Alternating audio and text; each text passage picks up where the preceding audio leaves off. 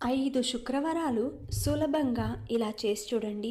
మీకు ఎలాంటి డబ్బు సమస్య ఉన్నా అతి తొందరలో ఆ తల్లి తీరుస్తుంది. అది ఏం చేయాలి అంటే, శుక్రవారం, రేపు శుక్రవారం కాబట్టి ఉదయం లేవగానే తలంటు స్నానం ఆచరించి శ్రీ మహాలక్ష్మి ఫోటో కానీ విగ్రహం కానీ ఉంటే ఆ తల్లికి పసుపు, గంధం, కుంకుమలతో అలంకరించి పసుపు వర్ణము లేదంటే తెల్లటి వర్ణము లేదంటే గులాబీ రంగు పువ్వులను తీసుకుని చక్కగా అలంకరించండి. ఆ తర్వాత తమలపాకులో నైవేద్యం పెట్టాలి.